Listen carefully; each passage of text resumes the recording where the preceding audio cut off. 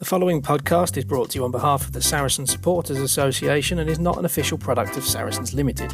Content provided voluntarily by our guests and contributors are of their own opinion, which may change over time and should not be taken as fact, particularly as the podcast hosts are regularly talking drivel anyway.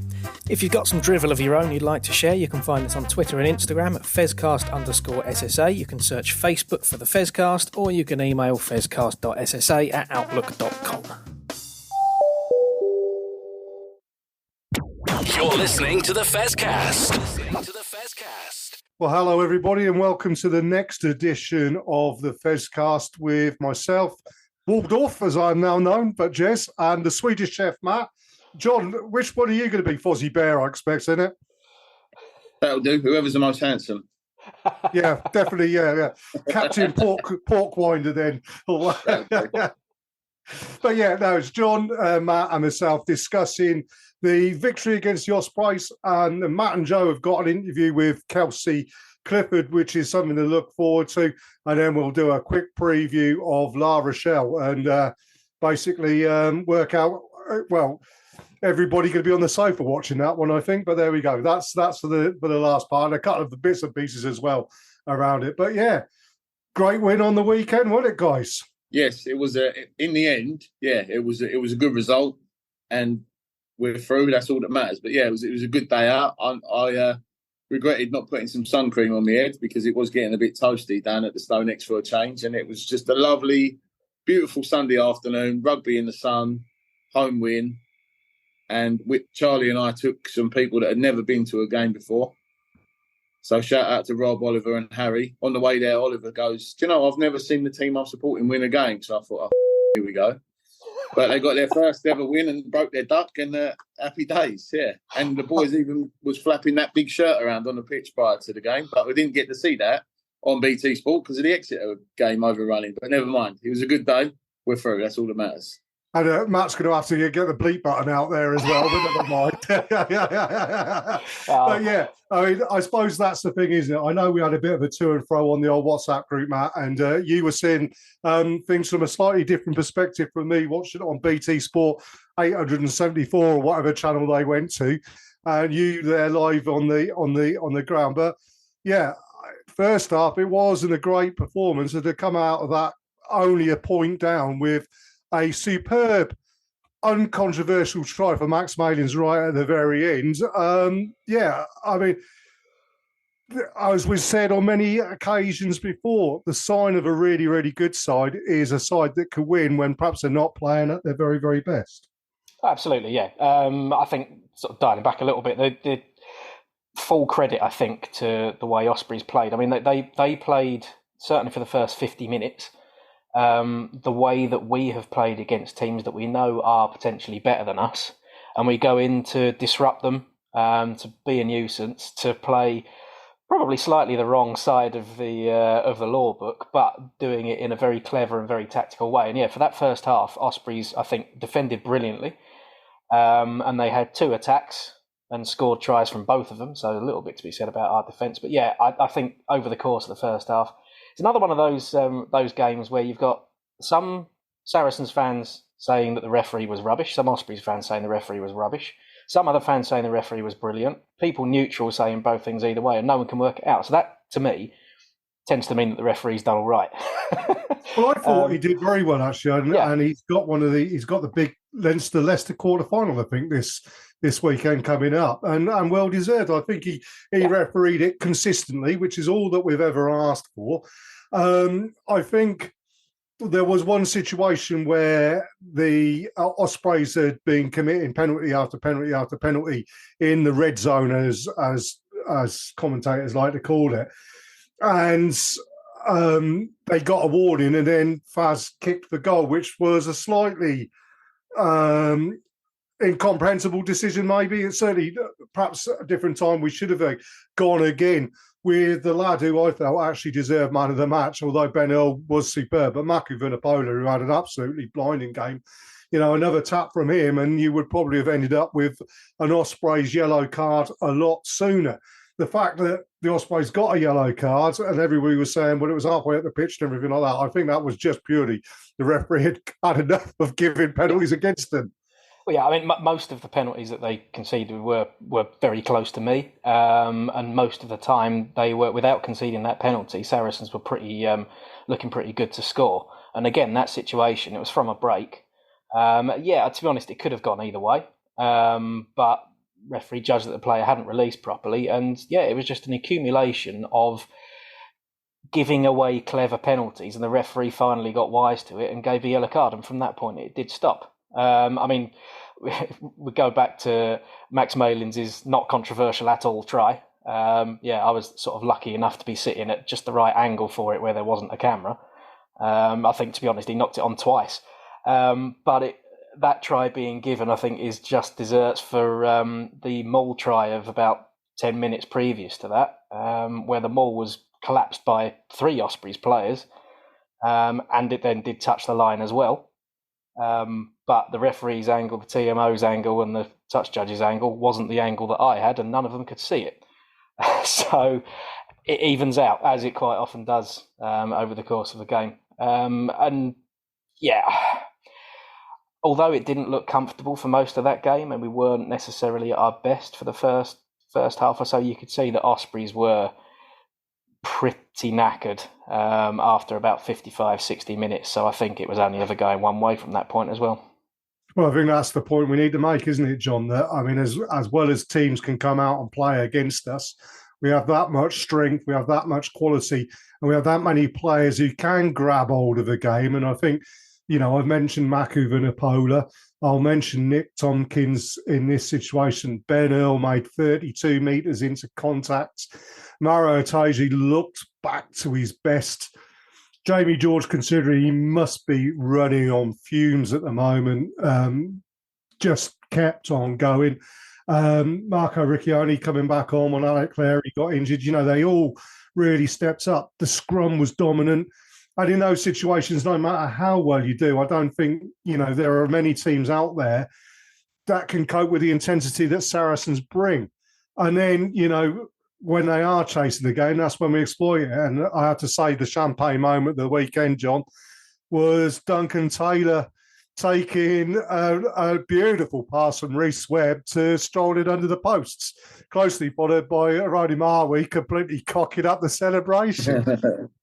Do you know what? Honestly, I never felt like we were going to lose that game. I don't know what it was, even though, like Matt said a minute ago, 2 entries into the 22, 2 tries. We were banging on the door for the entire first half.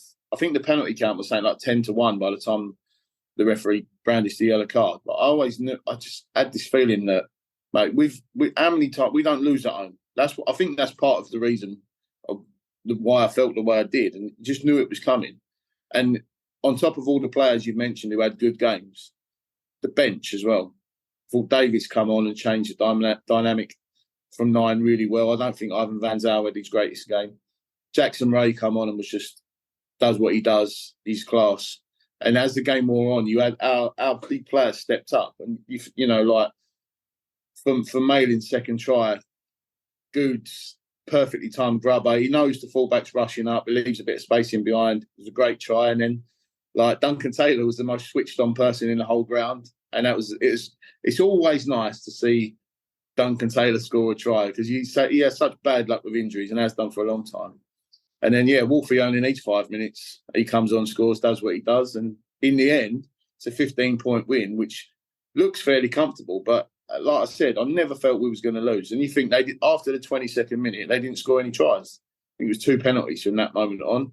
So even though at half-time we was a point behind, I honestly never felt like we was in danger of losing. And they dug it out, as we do. Well, absolutely. And I mean, that will say that Wolfie obviously upset Nostradamus Payne, Barry of this parish, who predicted a win by 10 points last week. And with 2 minutes to go, he was bang on the money and probably collected his winnings. So he tapped out on the cash build, I expect. But yeah, no, you're right. Absolutely right. All the way through, you know, I sat there, I did message and say, you know, it doesn't seem like it's going to be our day. But, you know, any other team in the country go down and Ospreys score 3 or 4 tries in that first half. The fact we didn't and kept within that, you know, a point by the end of that half, just different class, really. We'll mention as well Andy Christie, who again had another superb game. And when Billy Villapola, he was showing himself up for work, but he had a bit of an Alex Donbrandt dropping the ball game. But he still made what Billy Villapola does, even if he's having a bad game, is he attracts players to him, and that creates space outside him. And he keeps on doing it. You still got to put yourself in the position. You still got to want to be the first person to take that ball. And regardless of the fact that he was having a bit of a problem with the sleepiness for some reason, he still showed up and still went for it. So, yeah, good result all round. Let's stop that one there. I'm going to say we'll come back in part 3 and discuss a few more bits and pieces and have a look forward to La Rochelle. But, Matt, you've got a brilliant interview that you enjoyed with Kelsey Clifford coming up now. We have, yeah. It was quite a late call-up, actually. Kelsey very kindly said that she was around. She's been looking to come on the show for a while. And, with about an hour's notice, I think, we managed to get her on the show. So, yeah, it's quite a good little chat with her. So, hope everyone enjoys it. Well, let's go to that then, shall we?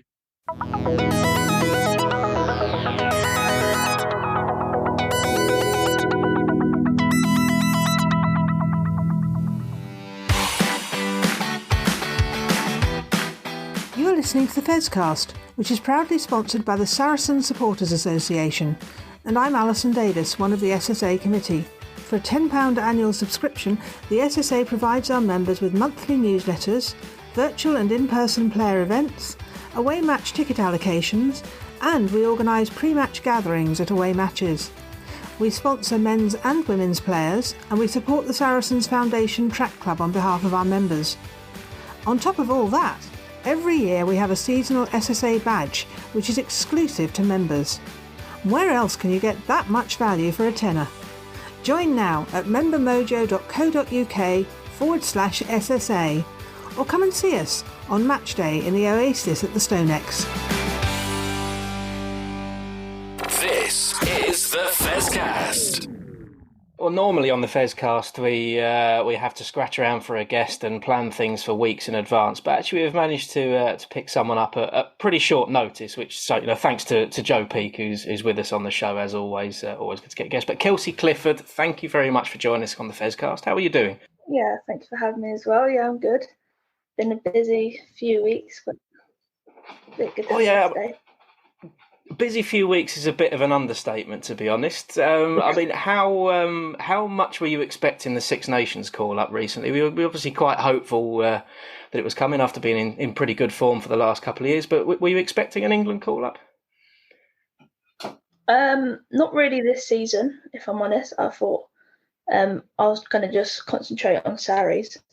Obviously, when it happens, you kind of just take it. And then I think before the Bristol game, I think it was Bristol away, Chippy pulled me into the room and was like, they're going to be looking at you and they've got eyes on you. Then I was like, don't do anything different as such. Just kind of play how you have been playing.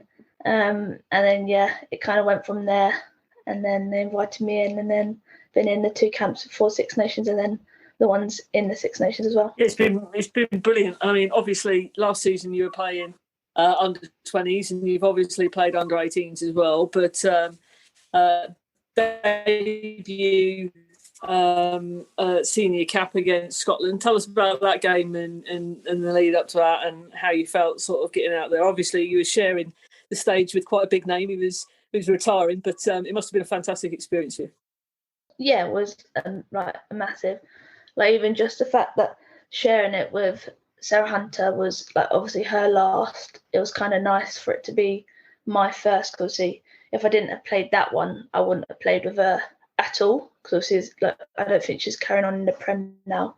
And obviously, I've only played against her against Loughborough, so it was quite nice to just be able to have one last hurrah and kind of be part of her special day as much as it was for me as well.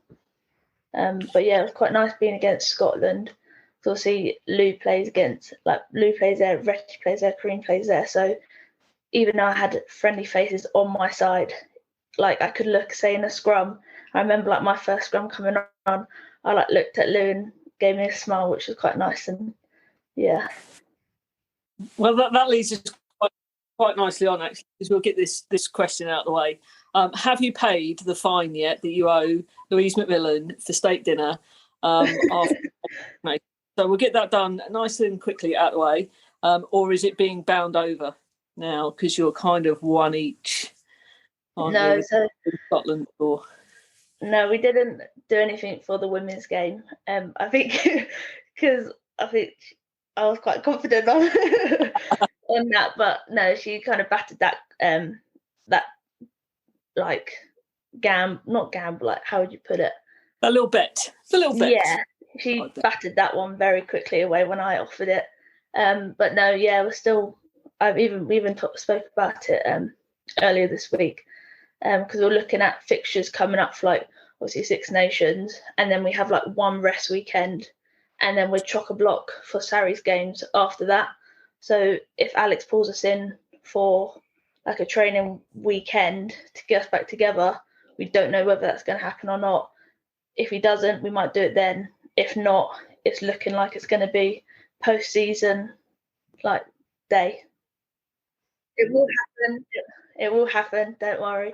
And that was going to be my question, though. Does it have to be sort of taken into account with strength and conditioning and team nutrition and things, whether or not you're having that steak dinner? No, I'll be eating it. Good. That's fair. I'll be having the full starter, like steak, everything. Yes. Got to build up the guns, though, haven't you? So yeah, exactly. It's a bit good source of protein. That's my excuse. Fantastic. And then obviously this weekend, got a good run out again. How was the game against Italy for you in the build up to that? A lot better because I think the game against Scotland was so fast. Like obviously been playing in the Prem, and like going from under Dev to Prem was like a massive step in like speed and physicality. And then I've kind of like got used to that now in the Prem level, and then going into now Prem to international is like another massive step.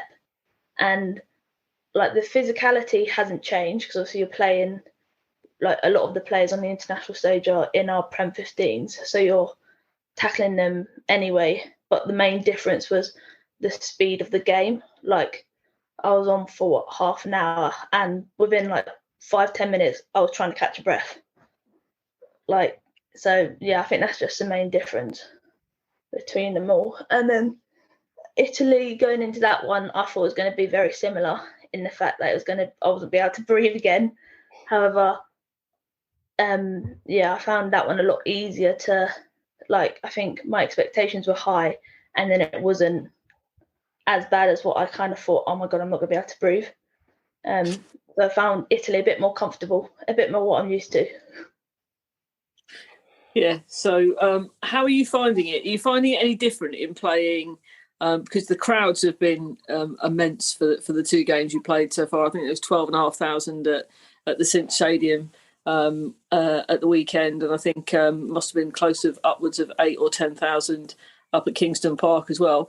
I think they sold over 7,000 tickets already down at Cardiff Arms Park, and obviously down at Twickenham.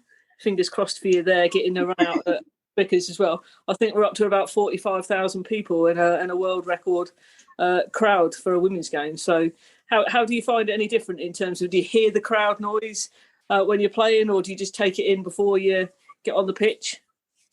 I think it's noticeably different from Prem to international. Like the noise is a lot. Like the only time you ever kind of hear it is like in like a stop of play. So if you're like going to a line out or going to a scrum, I feel like when you're actually in the game, because there's so many things going on and you're concentrating so much, that kind of tunes out. Like you can barely hear someone saying, give me the ball, let alone what the crowd are kind of saying. So in the game, you don't really hear, well, I don't anyway, I don't really hear the crowd. But then in the stop of plays, like even like say the line out calling, you have to really focus, otherwise you're not really going to be able to hear it. So, I mean, when you're having come into the Six Nations, played a couple of games there, how much of a difference has it made to you to have so many of your Saracens teammates alongside you? I mean, obviously, there's always been plenty of Saracens players in the England squad, but particularly as well having Matt Carson alongside you in the scrum as well. Has that helped you sort of in your first couple of games, or would it not really have mattered who's in the camp with you? I think it helps. I think it always helps because you play with them week in, week out. So, like say Holly's obviously been 10 for England and she's done that at the end of last season, like say in the final and that. So you kind of know how she plays, and like they kind of play similar to how we want to play at Sarries.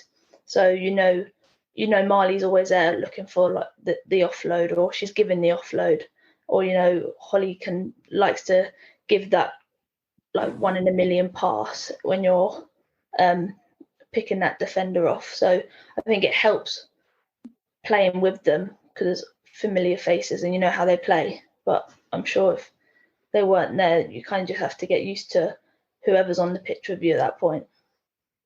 And who's your roomie in England camp? Have you got a Sarries teammate as a roomie, or are you rooming with somebody else? At the moment, it's Jess. Nice. So she's been quite good. But I think when obviously Zoe's not in at the moment, but I think when Zoe's normally in, they're normally roommates. So at some point, I'm sure that might have to change. But for the time being, it's Jess, and it's been going well. Okay, we won't ask you to dish any dirt on Jess's room like that, because you might have Jess on. Hopefully at some point, if you're listening, Jess, come on the Fezcast. And we don't want her to dish the dirt on you either, so we'll leave that go. I do have a very interesting question for you though, because I did a little bit of Google webbing prior to this interview, and Saracens have actually got you listed as 1.72 meters in height, but England have got you as 1.68 meters in height. How tall are you? Let's just get that debate out of the way. Do you know? Honestly, no. Right, well, we can go with right. We're going to go 1.70 meters, because that's I haven't measured myself in like ages. So whenever I think the last time I did, I think I measured 1.72. Oh, right, and then when you just measured it once, and then you just put that for forever now. Oh, so I don't. The England setup then have just plucked a random height out of nowhere then, or maybe they measured you without your studs on or something. Well, maybe England sort of did it a few years ago. Kelsey playing age grade rugby, and you've actually had a little growth spurt since. That's possibly what it is. Or it's good to get insight into how players get their heights and things listed on club websites. It's if it's just you measuring yourself at home, then maybe May Campbell's listed as 6'5" or something. You never know. Poor May. I really shouldn't insult May after I completely blanked her at the Stonex this weekend, but that's another story. Speaking of the Stonex, we should probably talk about Saracens a little bit as well.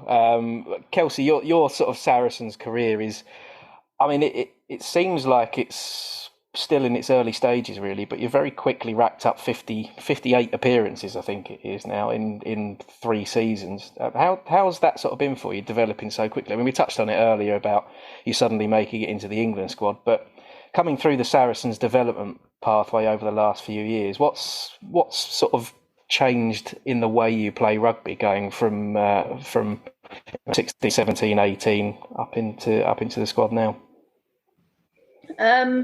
I think for me, it's just getting used to how we kind of play. I think it took me a while to understand, like, kind of as such, what rucks to hit and what not. So rather than working harder, working smarter, as the saying goes. And I think when you understand that, you have a lot more energy, and then you can, say, carry the ball a lot more efficiently. So I think that's kind of been the main change, is actually understanding how we play, how we want to play, and then using my strengths as such, and kind of doing what I do best rather than doing what I think people want me to do, if that makes sense. That does make sense, yeah. Do you think Saracens' pack have improved having Chippy in that coaching setup? I see the interactions that you all have with him pre-game, and often you're sat there with headbands and elastic bands between you and Chippy, doing your strengthening exercises, etc. How much does Chippy influence what the girls do on game day and during training? Yeah, I think massively since he's come into like with the girls, like he's sorted out our scrums. Obviously, he's got so much knowledge on that, and has helped me on my journey. And I don't think I'd be where I am in an England shirt today without his help. He's sorted out. He helped with our lineouts as well, and changed our calling system. So obviously, new coach obviously brings their ideas in, and it looks like it works. How many driving maul success do we get, and how much stoppage of an opposition small do we get as well? I think that plays a massive factor in it. And then off in a whole team point of view, he leads a lot on RD, and as the Wolfpack mentality goes, I think that is a massive part of our way we want to play. And then also, like I remember last season, coming into the summer, like training of an evening when the sun is not in, they kind of looked at that, and then he was the one that brought in doing like a sweatbox kind of watt bike thing to get us used to like doing exercise in a hot environment. So when we knew we were playing the final on a hot day, we're going to be used to, like, say, having the energy to keep going and being able to perform in hot weathers. That's pretty amazing insight, really.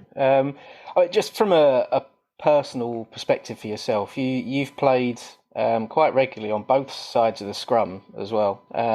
How difficult has it been for you to sort of chop and change between the two sides? And do you have a preference over loose head and tight head at all? Or? Yeah, my preference is tight. That's obviously been playing for England, and when I was younger, I always played tight, and I tried loose head once, and it hurt my back. So I was like, no, I'm never playing again. And then obviously came to Saracens, and then I think Bots got injured, and then they needed a loose head. So then Chippy was like, I want you to learn loose head, because I think if you can do both, looking forward in your career, if you can do both, you're more likely to get selected. And two, we need more props on that position. So I was like, yeah, sure, I kind of trust you.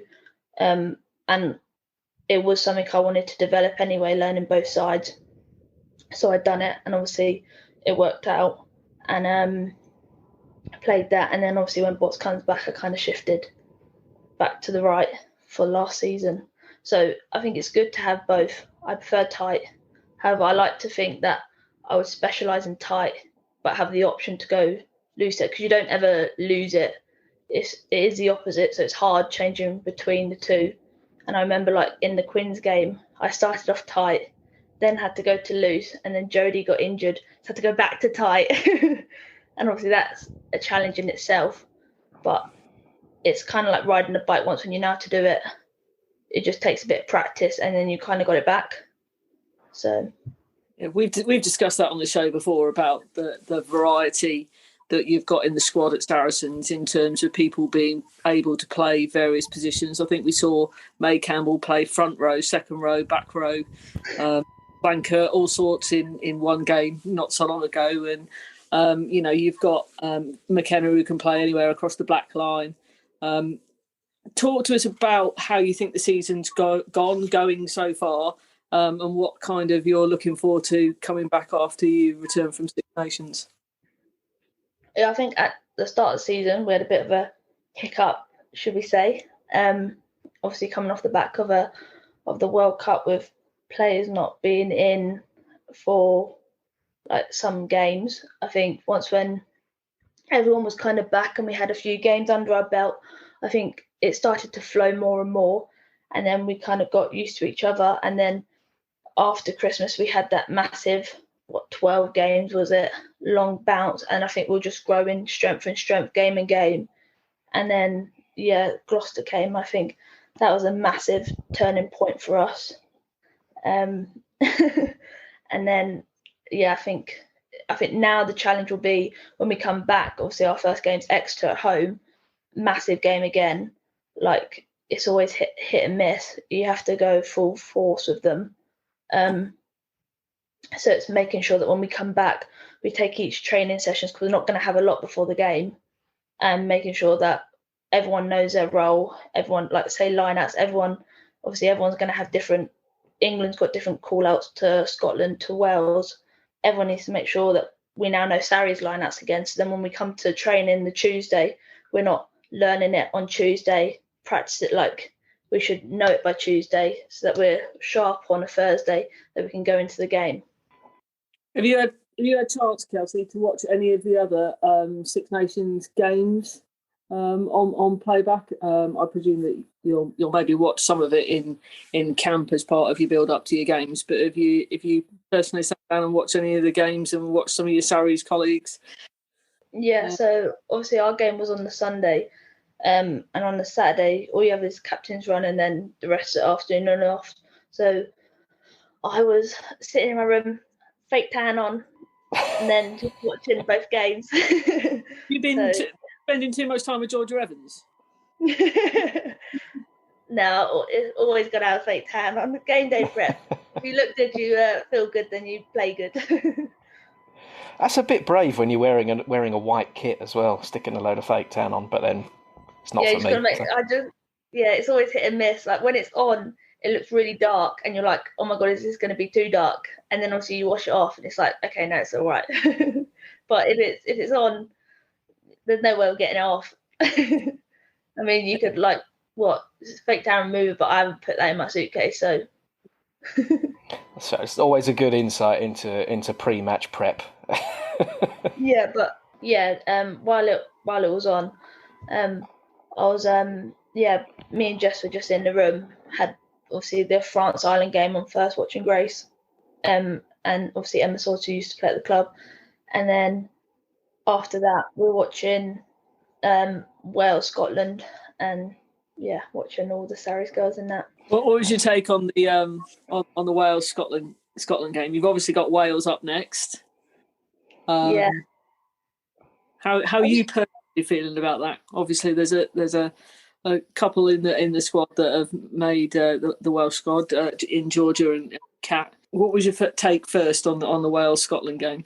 Yeah, no, I think it was a good game. I think it's always a good game between them. If you look at the last previous times they've played, I think it's always been within 7 points previously. So it's always a close game between them. And then I thought it was going to, when they're like a couple of points in it or whatever. And then they're on Scotland on their 20 goal line or whatever, and then they got marched back all the way to the opposite side of the pitch, and I was like, oh, poor Lou, poor Scotland. But it was just a bit. You kind of want both teams to kind of win, because you've got friends on both sides. You're like, oh, you want them to do well, or you want the other team to do well. So it's kind of hit and miss. Like when, say, a knock-on's happened, it's like, oh yeah, but then out on the other side, it's like, oh no.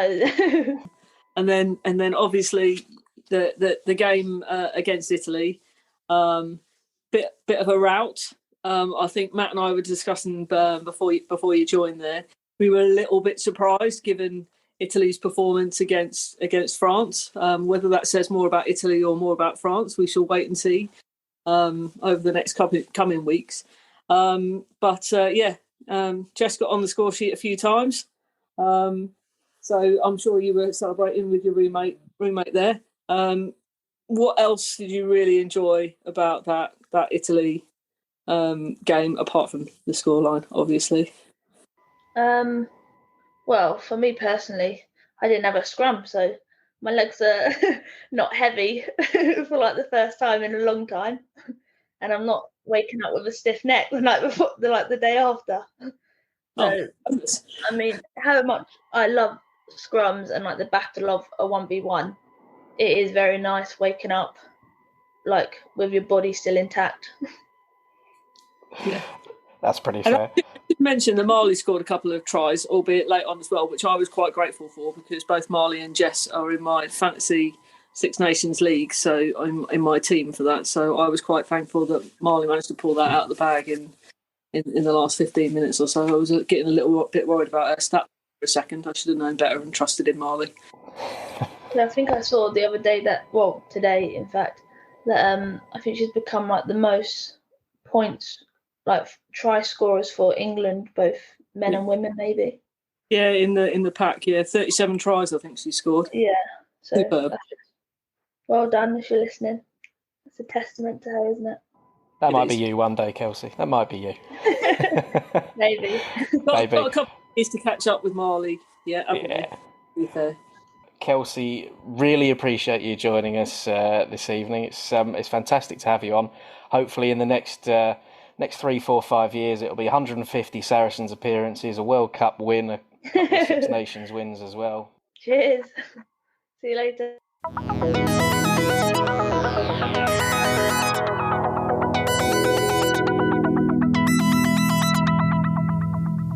Hi, Alex Ospreys here, Director of Rugby for Saracens Women. You're listening to the Saracens Fezcast. This is the Fezcast. Yeah, really good to speak to Kelsey about her time with Saracens and her time in the Six Nations. But yeah, from mine and Joe's side, we should probably talk about the England women's game in a little bit more depth, because Kelsey wasn't the only Saracens player involved, and it was a thoroughly good performance all round, wasn't it, for England against Italy? It just was. I mean, I mentioned it briefly there, probably a little bit of a surprise on the scoreline, if we're being brutally honest. Not disappointed, but surprised. Italy's performance against France, I think we're perhaps expecting something a little bit more for them. But 7 Saris in the squad for the game against Italy, and 12 tries scored by the Red Roses. I mean, it's a pretty decent turnover, that.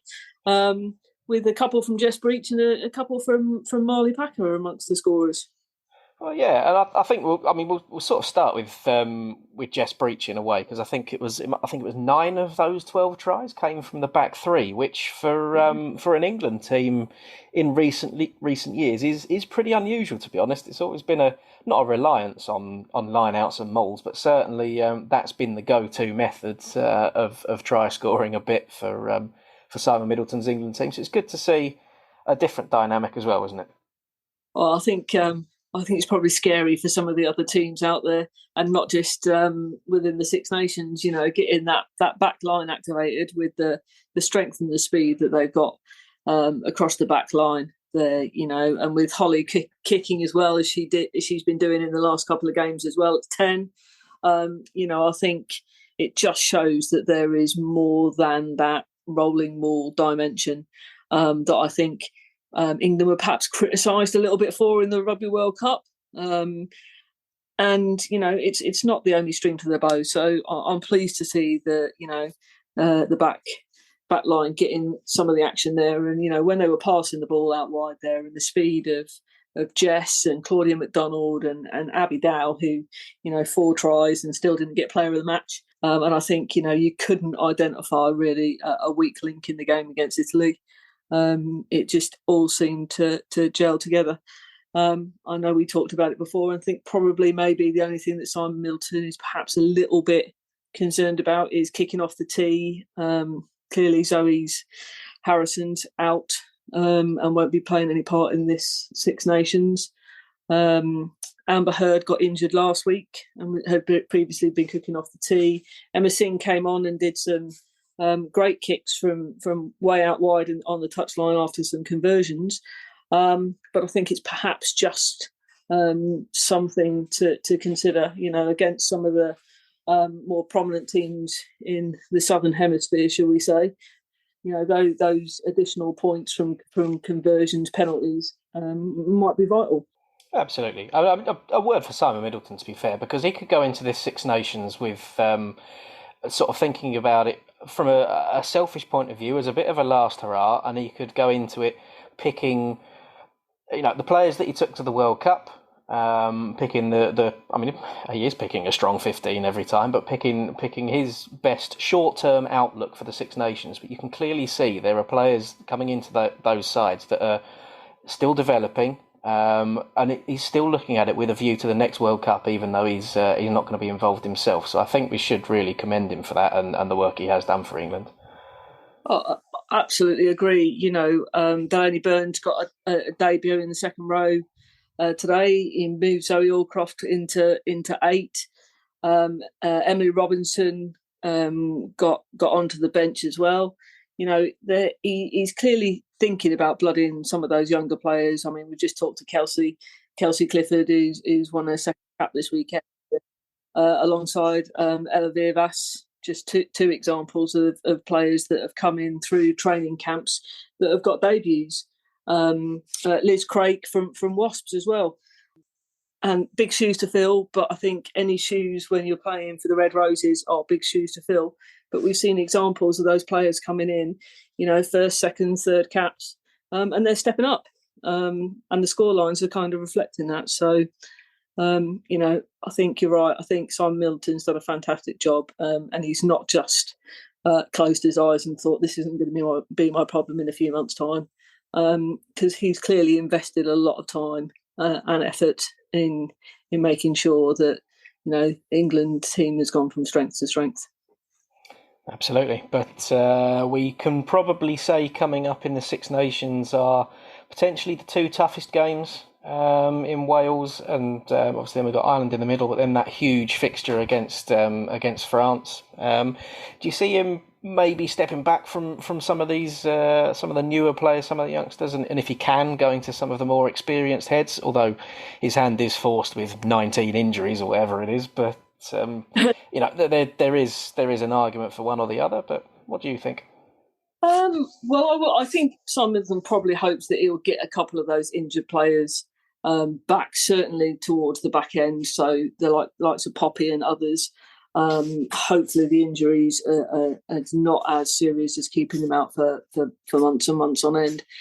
There will be people that we know aren't going to feature in this Six Nations again, and that'll be disappointing for them. But you're right. I think Wales have been a nice surprise to see and watch them play. They're playing with so much passion, and you can just see it across their faces every time they win a scrum and every time they cross over the line.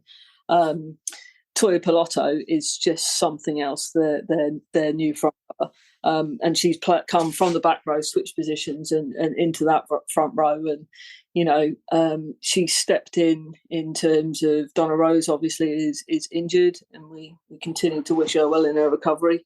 But I'm sure Donna is sitting there just thinking, "Wow, she's just fantastic." 2 player of the match performances, 2 weeks on the bounce.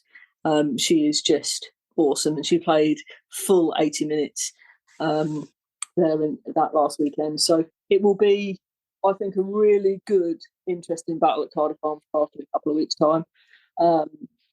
Clearly, it's at Welsh home ground, but I imagine that the England supporters will flood in there as well. The crowd is going to probably be amazing. So, I'm really looking forward to that one. I'm going down to the Arms Park myself to watch that one. So, looking forward to seeing both teams run out there. And then, as you said, the game against France, I mean, they were brilliant. Again, against Ireland, Bourdon just literally pulling all the strings. Few tries to her. Just fantastic and well-deserved player of the match. So if they're coming into form at the same time as England, that'll be brilliant at Twickenham. Over 45,000 tickets already sold, and we've still got a few weeks left to go. So, that'll be a world record for women's international games. So, again, brilliant. If you haven't got your tickets, I suggest you try and get one before they all sell out. One last plug, eh? One last plug. Yeah, I'm available RFU if you need me for anything. But I should be at the game for that one as well, because I got my tickets months ago. Excellent. Well, Joe, thank you for your time as always. We'll get back to Jez and John.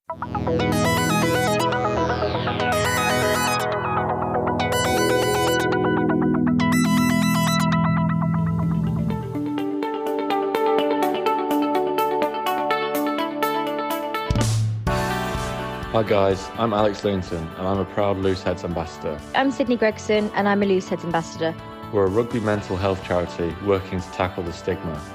You can find us at Looseheads on all social media channels or at looseheads.co.uk. The Looseheads mission is to place a mental health lead at every rugby club. Get in touch now to find out more. Take care and enjoy the rest of the podcast. Enjoy the rest of the pod.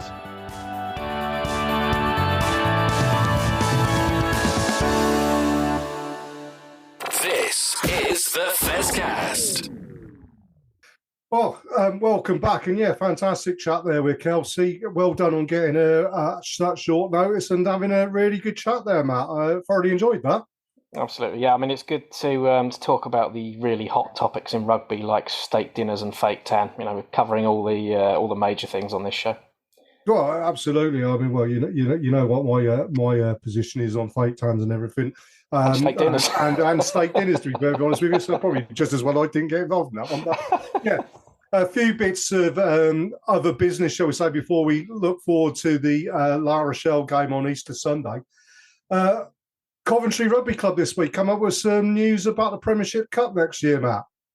Yeah, I mean, something that's been floated around for a little while, but the RFU is a strange beast. It could just completely go to pot anyway. But yeah, Coventry seem to be indicating that or what was the Prem Cup is now going to be a competition involving the Premiership and Championship teams, which is something that I think a few of us have called for a while.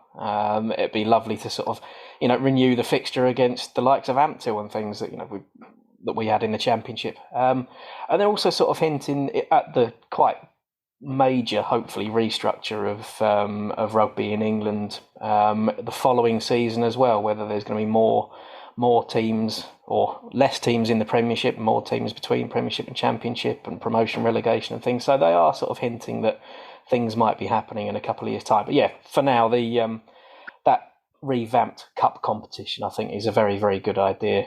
There'll be a lot of Championship grounds and things that I think quite a few of us would like to visit. And I hope they do sort of play it that way round, where if it's a knockout competition or if it's a group stage competition, there's more of the matches played with the Championship teams at home, I would say. Oh, absolutely. I think that's a great idea, actually, Matt. And I'll put you forward to being part of that focus group going forward, perhaps. But I mean, yeah, be lovely to see. And I mean, for those of us old enough to remember the old Tetley Cup and everything like that, it was a good day out, and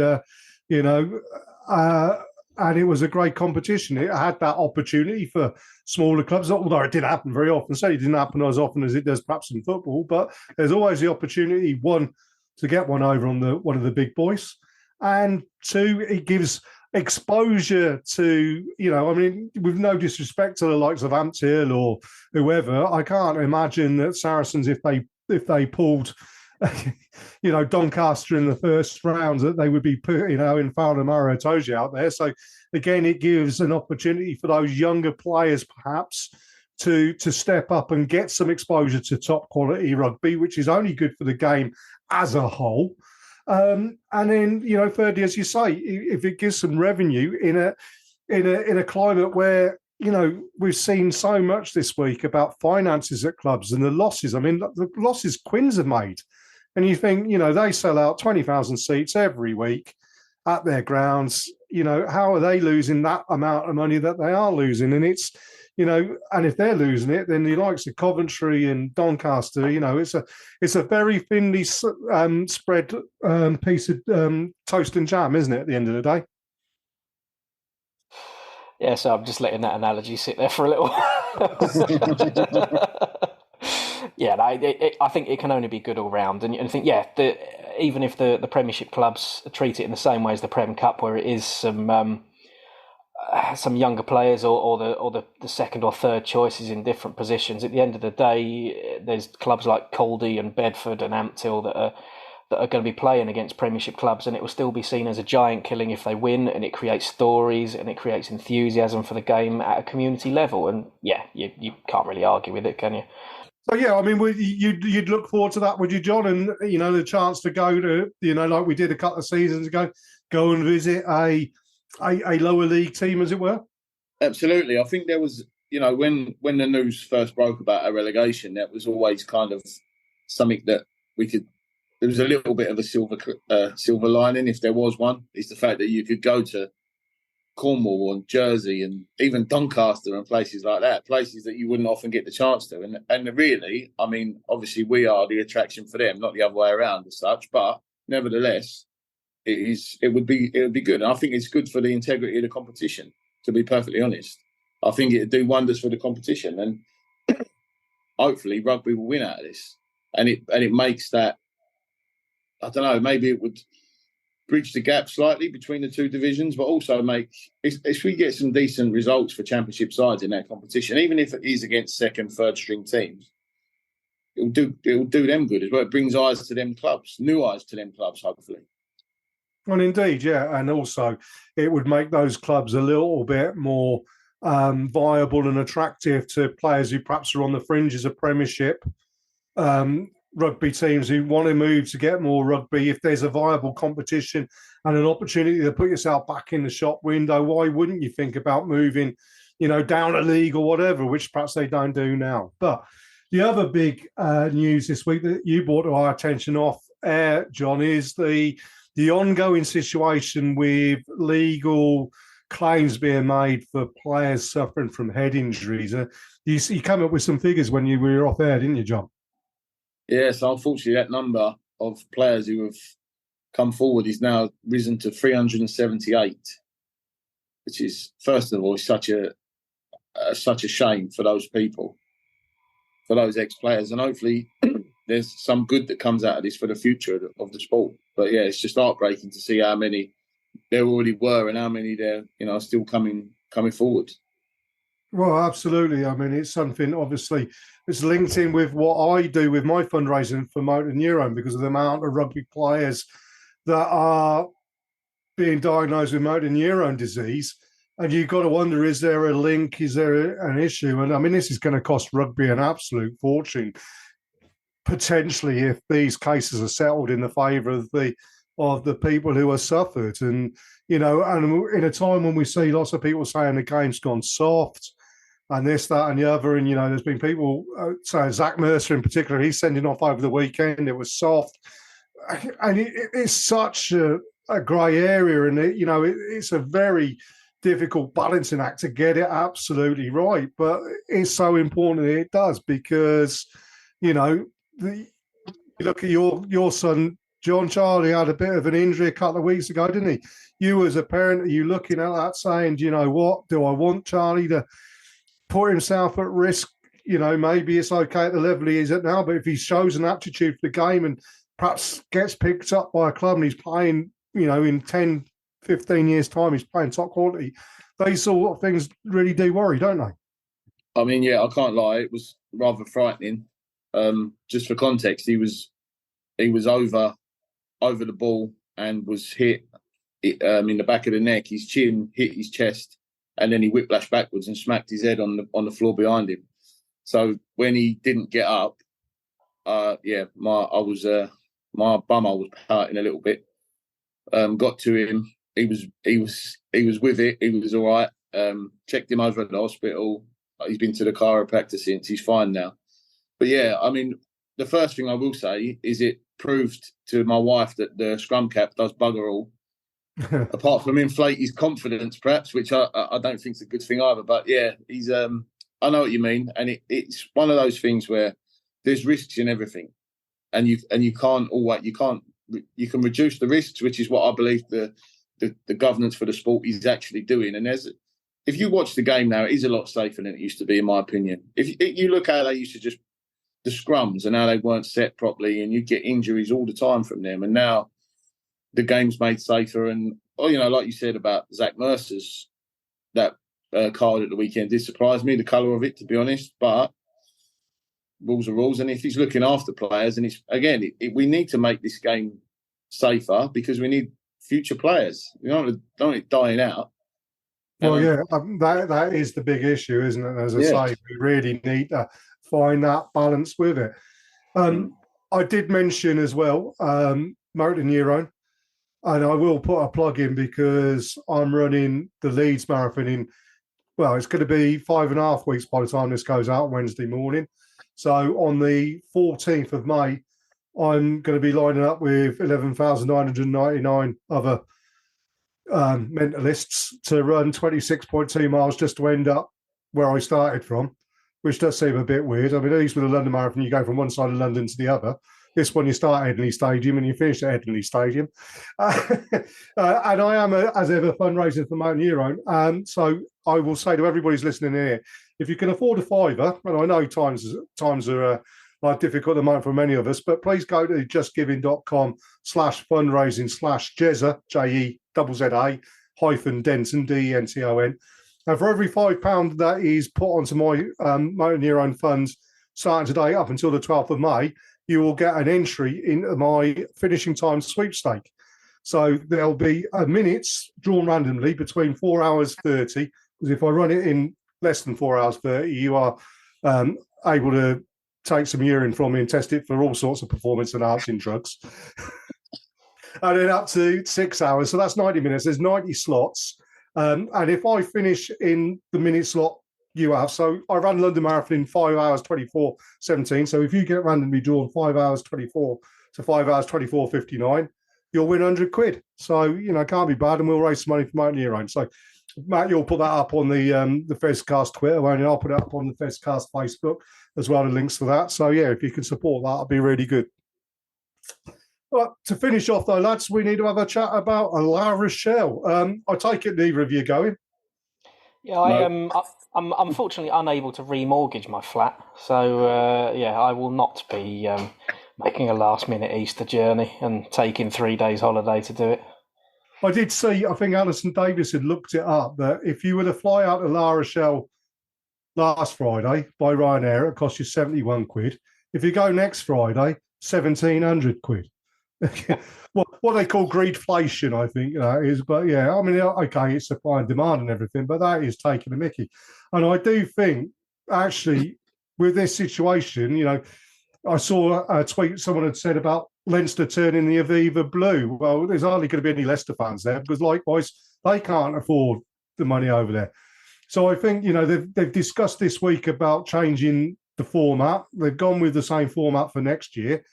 Personally, I think, you know, the South African side's coming in, as lovely as it is, and how they've added to it on a playing field, logistics-wise and morally, even climate and all these sorts of things. And, you know, it's very difficult to justify that, you know, if you're Quins, you're flying off to South Africa to play, and if they'd won, they're coming flying all the way back. And I mean, that's not fair.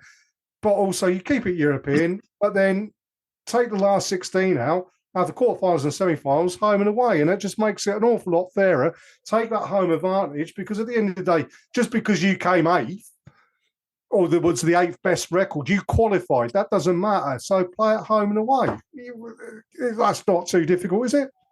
Yeah, in all of this, I think that the people that lose out are the fans, really, and that's. It's not just a rugby thing, it's sport in general, it's the commercialisation of everything. I could be on my soapbox for ages, but the really, I was going to say, it's not ironic, but the ridiculous thing is literally, as we're recording right now, we've just had the semi-final of the Premiership kick-off time and date confirmed for Saracens playing at home. So we've got a match that's in over a month's time. All right, it's because we've already qualified for it and we're doing so well in the league. But we've able to have that confirmed. So tickets are going on sale pretty much immediately. Whereas in Europe, you've got a 5-day turnaround. It just doesn't make sense whatsoever. And full credit to the club, to PRL, whoever, have gone, right, okay, you don't even know who the opposition is, but we know you're in it, so let's get the tickets on sale. That works. Surely the calendar can be readjusted a bit and they can do something different in Europe, because this just means that however many home fans can do it are getting to go to a game, and basically the only people that are going to go from a Saracen point of view over to La Rochelle are retired and rich, which for our fan base probably isn't that many people. Well, you say that. I mean, I would say my dad's not exactly pleading poverty at all, and he's retired. But I mean, he's coughed at it and said he'll sit at home and watch on the sofa. And you know, I think a lot of people. I think probably the only person who'll be there will be Nigel Ray and his extended family. But I should think he's the only person who can afford it. Well, do you know what? As the players were clearing the pitch on Saturday, Nigel Ray walked past me and I said, "Enjoy France next weekend." And he put his thumb up and he said he'll try. So as long as Nigel has a good weekend, I don't mind. To be honest, right, it is ridiculous what they've done with this. But even with a long enough run up to these games, now the South African sides are involved. Apparently, there was 31 officially. There was 31 Harlequins fans who travelled. Now I know we're talking about travelling to a different continent, but still, it's it's just for most people, it's not even the cost. I don't think, because if you want to get there that much, you probably would do. But it's the fact that it's a week away, and it is ridiculous, really. The amount of planning that has to go into any fixture. It's difficult for the clubs. It's difficult for the fans. For everything involved. You try getting, how much it's going to cost Saracens. It's things like that really don't help. It doesn't help the competition, doesn't help the sport, doesn't help the clubs. Well, exactly. You've hit the nail on the head there. I mean, we're talking about how much money their clubs are having to spend and how much money they're losing. And you suddenly turn around with a 5-day turnaround, and there's charter companies for aircraft out there giving it, ching, a payday has come, Saracens can afford it. And then suddenly, everybody's, it's just daft, isn't it? It really is. But we got that off our chests. We do need, in a limited time, just to do a quick review of what we'll think will happen on the pitch. Bearing in mind, I see Mark McCall coming out and said they're really relishing this challenge. It's going to a place they've never played before to play against the current champions, which is a huge, huge thing for them. La Rochelle, I don't think, are playing as well as they did last year. And certainly against Gloucester, they squeaked one out there. So Gloucester, who aren't doing great shapes at the moment in the domestic league, took La Rochelle very close on the weekend. Saracens are a team, with no disrespect to Gloucester, who are another step above, with a lot of players coming back. And it was good to see actually Owen Farrell getting through the entire game, considering that we thought he was having his ankle amputated the week before. We've got pretty much a full squad. I don't wish to tempt fate. I don't wish to get cocky. I don't wish to get overconfident. But I think we've got the team and the personnel and the momentum to go out and give La Rochelle a really good game. And I think potentially come away with a victory. What do you think, Matt?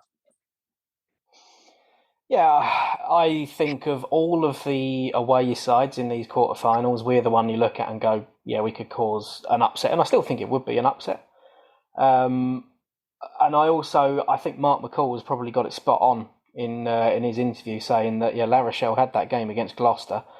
And they've probably had their eyes opened a bit. I think from his point of view, I agree with him. It's probably the worst thing that could happen is that Gloucester run them close, because I don't think that they're not going to go into the game with the same attitude. If they'd have breezed past Gloucester, I'd actually be looking at it as maybe an easier game, which I know it sounds a bit counterintuitive, but you kind of get where I'm going with that. But yeah, I think we've got a chance, and I think it's a bit of it's good that we've qualified for a Premiership semi-final already. We can go into this game absolutely all guns blazing, and there's a few players that could probably put their feet up for a couple of weeks afterwards. So yeah, I'm looking forward to it.